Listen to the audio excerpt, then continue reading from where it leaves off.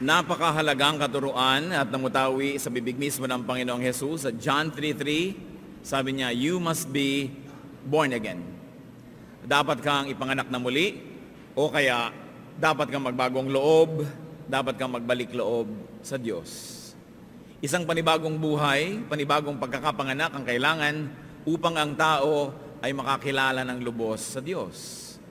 At matapos ang pagkakapanganak na muli ay isang panibagong buhay, bagong simula, bagong mga pag-asa.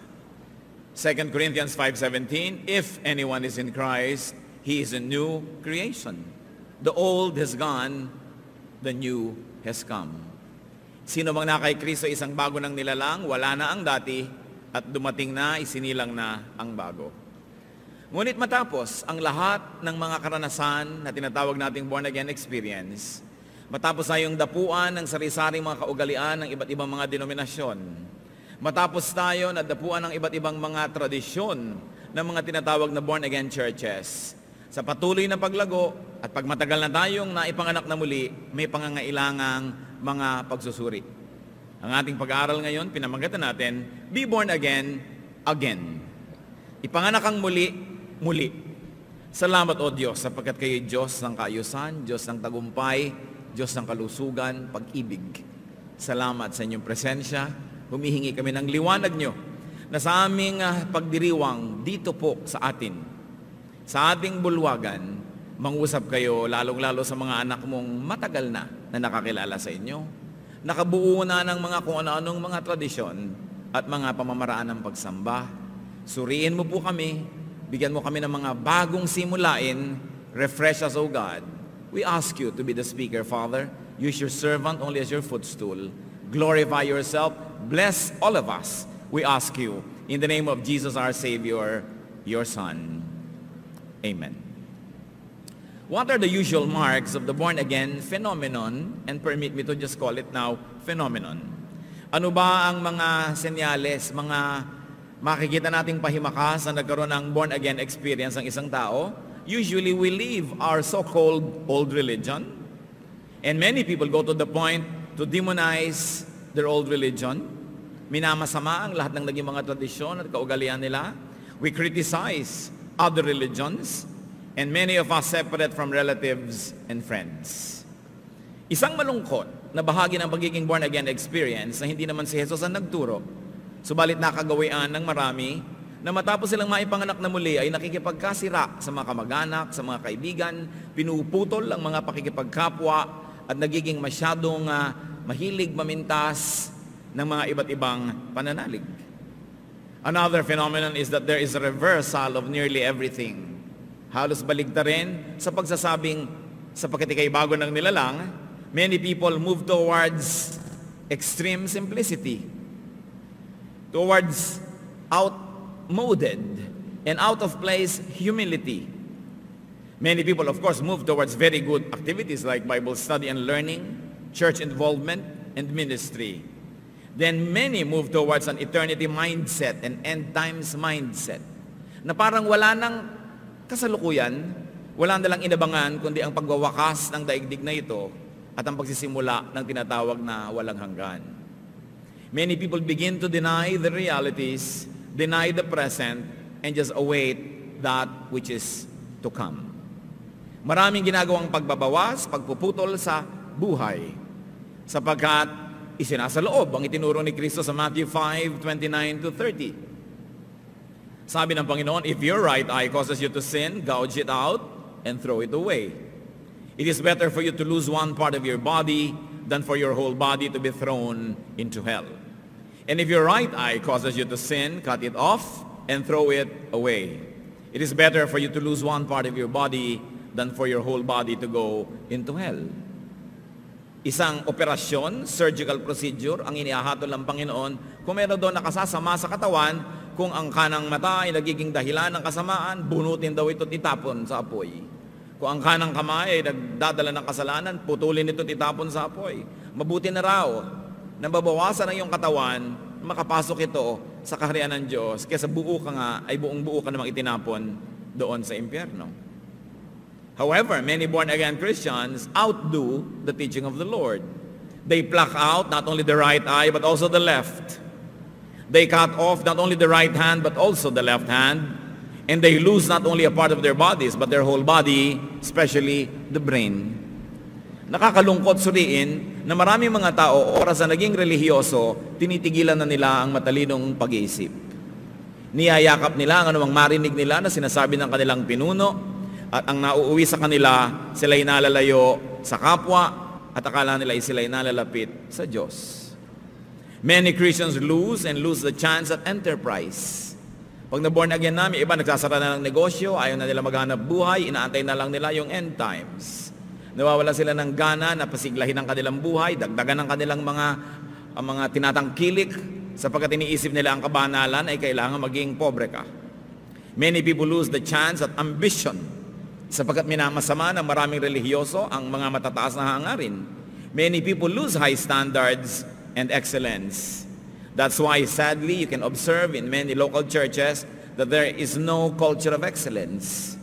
Na pagka naging Christian, pwede na yan kasi Christian naman tayo, maintindihan na yun ni Lord, kahit ano na lang, kahit hindi tumutunog na mic, kahit hindi nag-practice sa mga nganta, kahit ayaw umilaw na ilaw, pwede na. Many Christians lose a very high level of excellence. And sadly, many people lose their creativity. Napapabayaan yung kanilang inventiveness and artistic inclinations. Many people lose their chance at fruitfulness and even humanity. Itinatatwa ang pagiging tao at animoy nabubuhay na sila dun sa kabila na espiritu na lang sila. Minamasama ang katawan, minamasama ang lahat ng naibigan ng katawan, gayong ang Panginoong Diyos, bagamat espiritu, ay nagsakatawang tao. Gayong maging si Jesus, bagamat tagalangit at anak ng Diyos at espiritu talaga, ay kumain, uminom, nakipagsayaw, pumunta sa mga handaan, nakigalak sa mga nakikigalak. Subalit marami sa mga tao na dadaig pa si Jesus, espiritu na lang sila at minamasama nila ang lahat ng bagay na may kinalaman sa kanilang katawan na Diyos ang lumikha at hanggang hindi tayo kinukuha ng Panginoon ay minamabuti ng Diyos sa langit na tayo nabubuhay pa sa ating katawan. Pero maraming tao, akala nila pag born again ka, spiritual ka, lahat na lang ng gusto ng katawan, kailangan tikisin, patayin, ilibing sa limot. Thus, many born again Christians lose their chance at happiness, even pleasure and enjoyment. Because there's an over-glamorization of suffering. Sobra na pinapaganda ang pagdurusa, ang pagtitiis, ang pagpapakasakit. Lampas sa hinihingi ng Diyos ang kadalasang hinihingi ng relihiyon. And many people, because they're born-again Christians, lose their chance at life. Life that is meant to be lived to the full. Life that is meant to be spiritual and at the same time sensuous. We have senses that have to be satisfied. We have senses that are good because God created our senses. But many spiritual people, because of their spirituality, think that anything that is sensuous or sensual is bad. Kung masama yan, hindi na sana nilikha ng Diyos at tinanggal na sana ng Diyos oras na ikaw ay na-born again. Many people lose their chance at great things because of faulty reading and interpretation and application of Scripture. Ang pagbabasa ng Biblia ay kinokontrol ng mga Bible schools. Ang interpretasyon at pag-a-apply ay kinokontrol ng mga guro at ng mga pulpito. Kaya bihira sa mga tao ang nagkakaroon ng laya na lapitan ng salita ng Diyos, unawain sa kwadro, sa frame ng kanyang pag-iisip at ilapat ito sa kanyang buhay. Kadalasan ng mga tao ay umaasa lang sa ilang tinatawag na authorities, sa ilang mga dalubhasa upang ipakain sa kanila ang salita ng Diyos sa putahe na naiibigan ng mga guro. Sa timpla na naiibigan nila at sa timpla na bagay sa kanilang congregational stand. Many people lose their chance at a full life because of misguided leadership, because of association with extremist religious groups. Napasali ka sa isang religious group na sobrang labis at talagang higit pa ang kanilang mga dedication sa ilang mga bagay. Kaya kung sila ay nagpapahaba ng buhok, kailangan magpahaba ka ng buhok kahit na nabibigat ang kang hilahin ito sa buong lungsod. Kaya kung sila ay nakaputi, lagi ka lang nakaputi kahit mahirap i-maintain yung damit na puti. Kaya kung sila hindi kumakain nito, hindi ka rin kakain nun. Hindi sila nagsusuot ng ganito, hindi ka rin magsusuot. Mga bagay na hindi tinuro ni Kristo. Pero nadagdag sa mga kaugalian ng mga religious groups at ngayon ay itinuturo na rin na wari bagay yun man ay galing sa bibig ng Diyos. Many people lack beautiful and colorful lives because of the equivalent lack of knowledge. Very limited knowledge. Maging ang mga guro, maging ang mga tagapangaral, kung tutuusin, ay babahagyan naman talaga ang nauunawaan sa salita ng Diyos. Hosea 4:6, my people are destroyed from lack of knowledge. Kaya ang tunay na mga taong born again, naghahanap sa Diyos, ng kaharian ng Diyos, dapat dedicated tayo sa patuloy na pag-aaral, patuloy na pagpapatalino, at pagsasaliksik sa kahulugan ng mga sinasabi sa Biblia. After so much religious influence in our lives, we must be born again. And that is, we must be born again from Phariseeism. Yung mga Pharisees po are religious leaders na marami nang idinagdag sa salita ng Diyos, nakakabigat tuloy sa mga tao. Dapat tayo ma-born again mula sa ganyang orientation. Matthew 16:6, ang sabi ng Panginoon, be careful, Jesus said to them, be on your guard against the yeast of the Pharisees and the Sadducees. Pag-ingatan nyo na mahawahan kayo, mabahiran kayo, maimpluwensya kayo ng mga religious leaders na ito, na hindi lang salita ng Diyos ang dinadala, dinadagdagan nila ng kanilang mga regulasyon, at kung ituro nila ay akala mo yun man, ay kasing bigat at halaga ng original na mga salita ng Diyos. After a long experience with Christianity, we must be born again from legalism.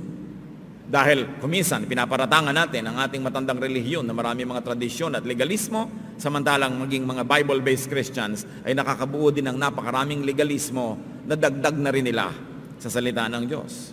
Matthew 5:20, for I tell you that unless your righteousness surpasses that of the Pharisees and the teachers of the law, you will certainly not enter the kingdom of heaven. Yung pamantayan na mismo ng mga religious leaders ang panahon ni Jesus, sabi niya, kung ganun lang ang inyong maaabot, wala kayong mararating. Hindi kayo makakapasok sa kaharian, sa kaluwalhatian, sa pahinga, sa kapayapaan ng Diyos. Kailangan malampasan yung mga religious systems. We must be born again from traditionalism, na inaari na rin parang kasing authoritative ng salita ng Diyos, yung mga tradisyon ng kongregasyon o ng isang local church. Matthew 15:3, sabi ng Panginoong Jesus, and why do you break the command of God for the sake of your tradition? Nilalabag ang salita ng Diyos para pairalin ang mga kaugalian.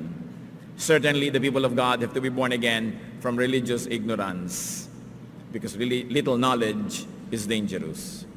Ang gusto ng Panginoon para sa kanyang mga anak, John 10:10, I have come that they may have life and have it to the full. Anong ibig sabihin ng full life? That you're a spirit, you're a body, you're a human being. Diyan nagsama ang espiritu at katawan, kaya dapat pareho tayong nabubusog, spiritually, physically. That we are not going to demonize that which belongs to the body, because God created the body and breathed into the dust His breath of life. People are to have life, and to have life to the full. And people are to enjoy life. The born-again experience would enhance, not kill, life. Dapat kung na-born again ka, napunta ka sa Panginoon, lalong sumigla ang iyong buhay, lalong tumingkad ang mga kulay, sumarap ang mga lasa, gumanda ang mga musika, sumigla ang iyong katawan, hindi parang buhay na buhay kay gusto ka nang iburol dahil bawal sumaya. Dapat nating ihiwalay ang mga tradisyon at mga kuro-kuro at haka-haka ng mga tao at mga kongregasyon. Ihiwalay ito mula sa salita ni Jesus. Kaya ang sabi ni Solomon na pinakamatalinong taong naglakad sa balat ng lupa, Ecclesiastes 8:15, so I commend the enjoyment of life, because nothing is better for a man under the sun than to eat and drink and be glad. Then joy will accompany him in his work all the days of the life God has given him under the sun. Kung si Solomon ang pinagkalooban ng Diyos, ang pinakamataas na uri ng talino, dapat nating pansinin ang sinasabi niya tungkol sa buhay. Sabi niya, ang buhay ay dapat punuin ng kasiyahan, kagalakan, pag-inom, pagkain, at may dinagdag pa siya siyempre dyan, with doing good. Paggawa ng mabuti. At ang paggawa ng mabuti, hindi lang sa kapwa, hindi lang sa mission field, paggawa din ng mabuti sa sarili at sa ating mga mahal sa buhay. Maraming mga tao naglilingkod sa Diyos, ang layo-layo ng pinupuntahang mga misyon, subalit napapabayaan ang mga sarili mga pamilya, at akala nila yun ay kinagagalak ng Diyos. Pero gusto rin ng Diyos ang pamilya ay magkasama, ang pamilya ay magkatulungan at hindi kailangan paghiwa-hiwalayin. Magkakaroon ka naman ng ministry na magkakasama pa rin kayo. Bakit kailangan paghiwalayin? Subalit, this was glamorized. And for the longest of time, the separation of families because somebody's in the mission field had been glorified to the seventh heaven by the religious establishment. Of course, this is self-serving because it becomes a machinery of the church. But is it good for the family? Is it good for the individual? God cares for the church, yes, but He cares for every member of that church. And He cares for the family. Ecclesiastes 9:9, ang sabi na naman ni Solomon, enjoy life with your wife, whom you love all the days of this meaningless life that God has given you under the sun. All your meaningless days, for this is your lot in life and in your toilsome labor under the sun. So kailangan talasapin mo ang sarap ng buhay, kapiling ang kapartner mo sa buhay. Hindi kayo para maghiwalay. Hindi kayo para magkaganyan. Kaya bagamat ikinagagalak natin ang OFW phenomenon ay nagiging dahilan para maraming Kristiyanong Pilipino ang maging informal missionaries to the world, hindi natin gusto yan as policy of the state. Hindi natin gusto yan as policy of our society to export labor and laborers because they divide families. At ang sabi ni Solomon, enjoy life with your wife. Maraming mga nagkakahiwalay, tapos sabi natin, salamat na lang dahil nagiging missionary sila. Ito'y parang mga pampamanhid para hindi natin maramdaman ang hapdi ng pagkakahiwa-hiwalay ng pamilya. At ang church, salt of the earth. Yung salt, pag tumama sa sugat, masakit, mahapdi, pero naglilinis at nagpapagaling. Hindi natin kailangang bangagin tayo, libangin ng church work para ating limutin ang mga dapat ayusin sa ating lipunan at sa ating mga pamilya. Ecclesiastes 2:24, a man can do nothing better than to eat and drink and find satisfaction in his work. This too I see is from the hand of God.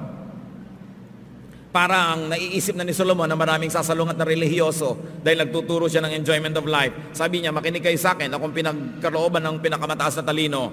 At ito, sa aking pananaw, Diyos din ang nagbibigay that you enjoy life. Pero alam niyo naman, maraming mga Christians, bawal sumaya, bawal mag-enjoy. Kailangan buhay ka pa, mukha ka nang ibuburol. Bawal umindak, bawal masarap, bawal na mag-celebrate, bawal na mag-party. This is Pharisaism.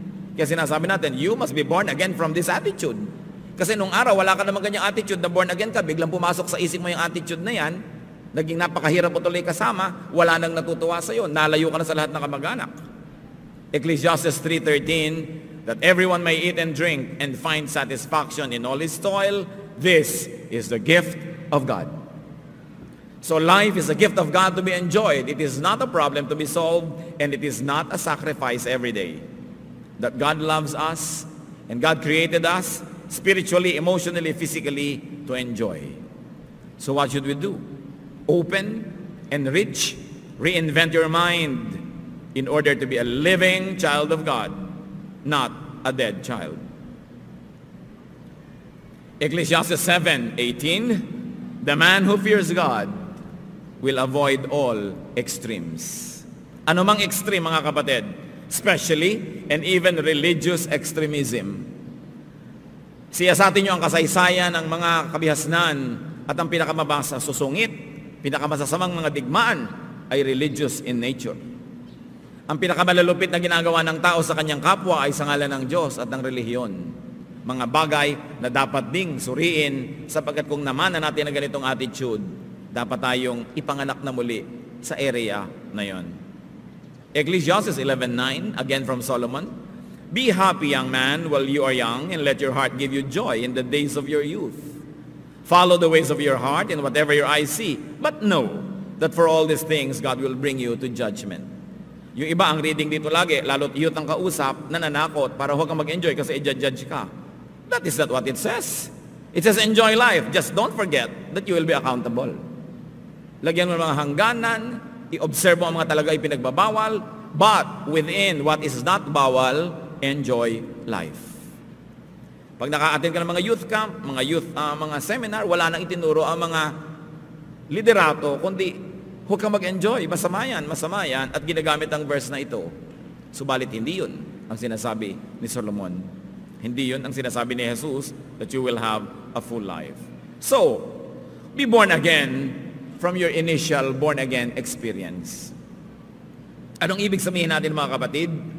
Balikan ang mga itinapon na hindi naman dapat itapon at hindi naman hinihingi ng Diyos na itapon. Kadalasan kasi ang tao, pag na-born again, ang daming itinatapon. Sabi ng leader, tigilan mo yan, ay huwag kang mag-ballet, ay huwag kang mag-motorsiklo, ay huwag kang mag-ganito, ay huwag kang mag-ganyan. May mga sports na ipinagbabawal na interpretation na lang nila yon. May mga itinatapon tayong hindi Diyos ang humihingi, simbahan lamang. Ngayon, kung gusto nyo pa rin huwag itapon, dahil sabi ng simbahan, nasa sa inyo. Pero tungkulin ng bawat isa sa atin na suriin ang mga ipinagbabawal sapagkat maraming pinagbabawal, hindi naman Diyos ang nagbabawal. Balikan ang mga itinapon na hindi dapat itapon sapagkat maraming nasasayang sa ating buhay. Tulad ng nagtatapon ng creativity, enterprise, pakikipagkapwa, enjoyment. Dapat ito, kung may chance ka pa sa maiksing buhay na ito, balikan. Marami sa atin, itinapon ng kapatid, itinapon ng pinsan, itinapon ng kamag-anak dahil hindi siya born again. Ayaw mo na ngayong makihalubilo, ayaw mo nang pumunta sa kanyang mga kaarawan, maski mga lamay ng mga lola, ayaw nang pumunta, maski sa mga aktibidades ng pamilya, ayaw nang sumama. Hindi hinihingi yan ng Panginoon sa atin. Siya nga, nasabihan na ang hilig-hilig mag-party. Sabi niya, friend of sinners ang tawag sa kanya. Lagi lang nasa kainan, laging nasa handaan. Baka naman malampasan pa natin ang kabanalan ni Jesus. Marami tuloy sa mga born-again Christians, allergic ang mga kamag-anak. At sa pagiging allergic nila sa atin, lalo tayong walang madala sa Panginoon. Ano ba naman, may patay. Pastor, papasok po ba ako sa simbahan nila kasi yung patay? Sige, papasok ka lang naman sa ilalim ng bubong dahil nakikipagkapwa ka doon sa seremonya. Maiiwan ka doon sa labas na akala mo yun na lang natatanging kasalanan sa mundo na pag hindi mo ginawa, perfect ka na. Ang dami pa rin naman ibang kasalanan, manong idagdag mo na yung pumasok ka doon. Kung kasalanan nga yun. Pero pinag-uusapan ka mga kamag-anak mo, nakakainisan ka na, meron silang mga activities na medyo religious in nature, kasalan, mga binyagan, hindi ka na-a-attend. Si Jesus nga, umattend sa lahat ng mga ganyang gawain.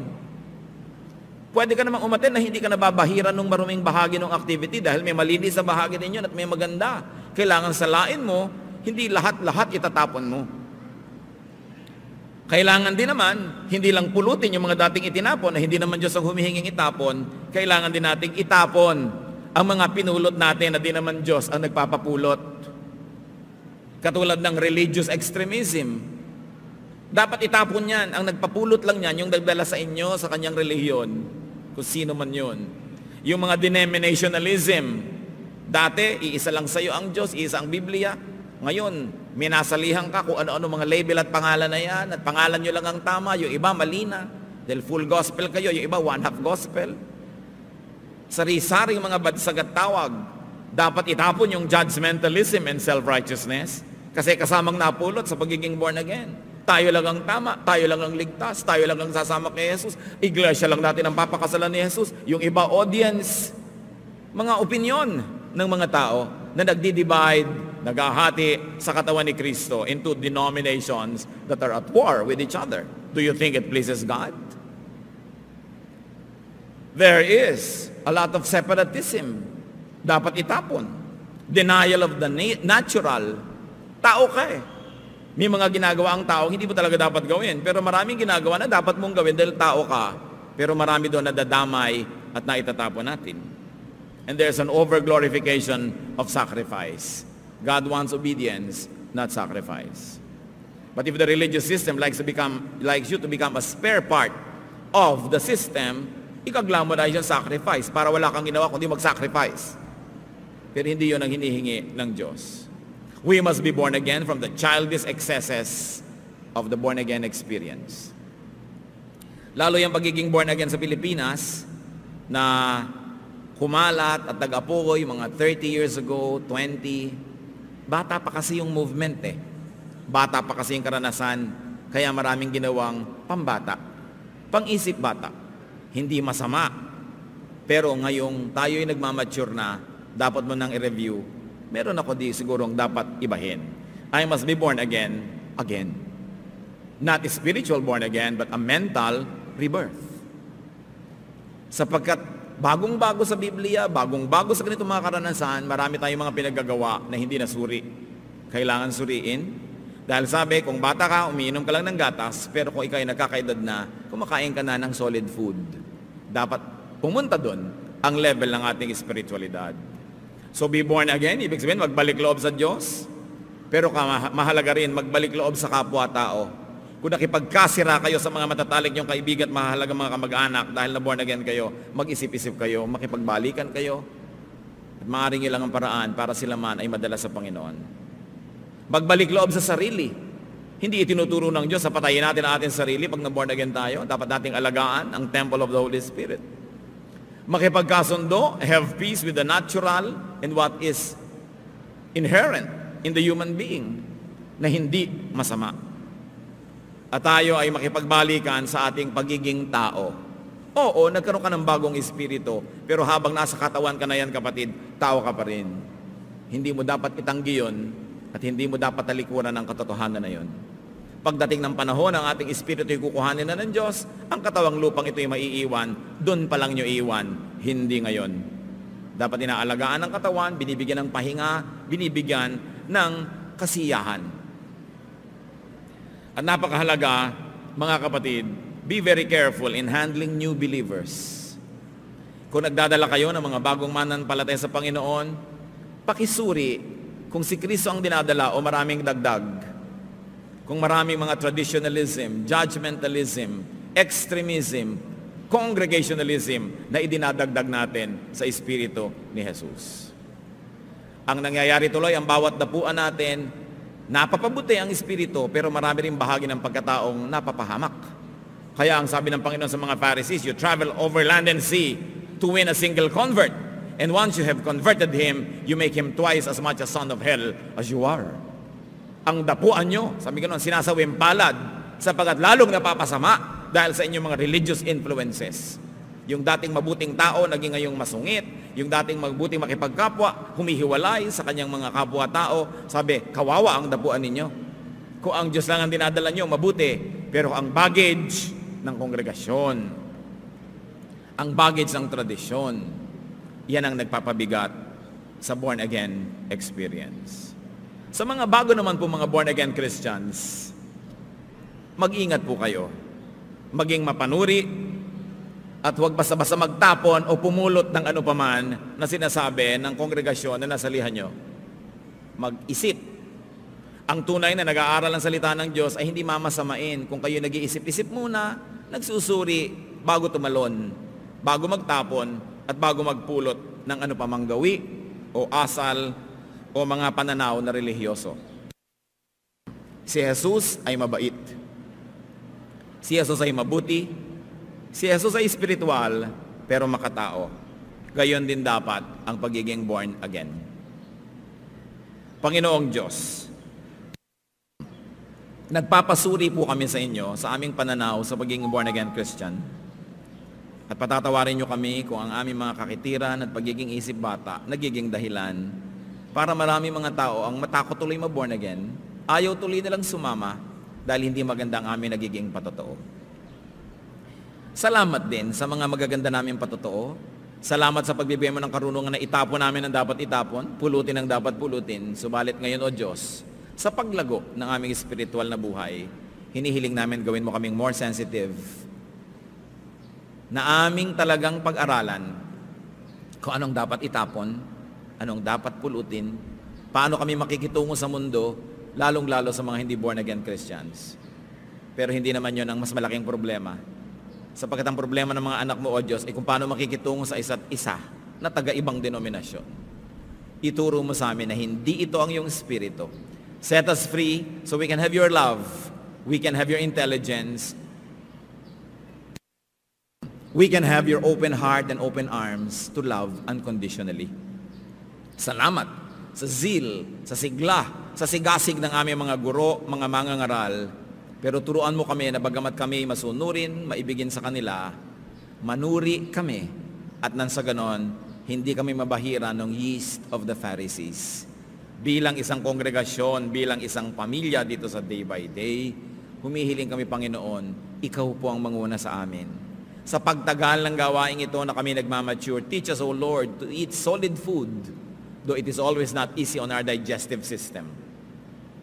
It is not always easy on our spiritual digestive system, but enable us, empower us.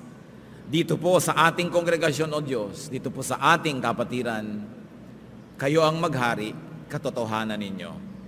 Help us to be born again from the needless excesses of this spiritual experience.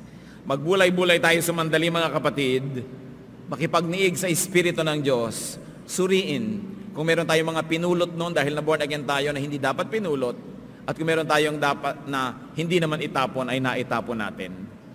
At pag-aralan kung paano muli manunumbalik doon sa mga iniwan natin na hindi dapat. Makipagkasundo tayo sa ating mga sarili at sa ating mga mahal sa buhay.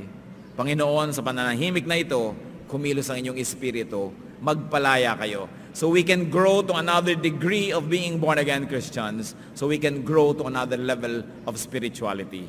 Tumungo tayo at makipagniig sa Diyos. Sumandali.